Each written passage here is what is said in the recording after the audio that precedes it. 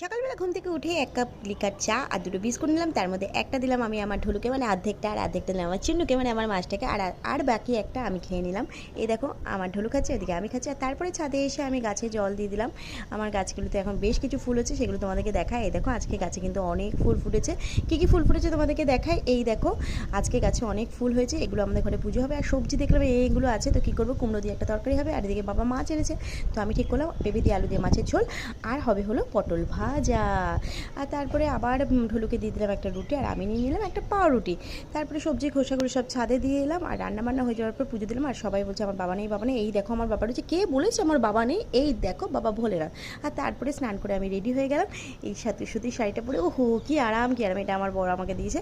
আর তারপরে যা যা রান্না করছি সব নিয়ে একেবারে থালা সাজিয়ে খেতে বসে গেলাম। আর এই দেখো আমার বরকে এই শার্টটা আমি দিয়েছি, ও আমাকে স্কুল পৌঁছাতে যাচ্ছে, ও আমাকে স্কুলে দিয়ে চলে যাবে ও দোকানে। আর এই দেখো আমি স্কুলে চলে এসেছি। তো টাটা আজকের মতো।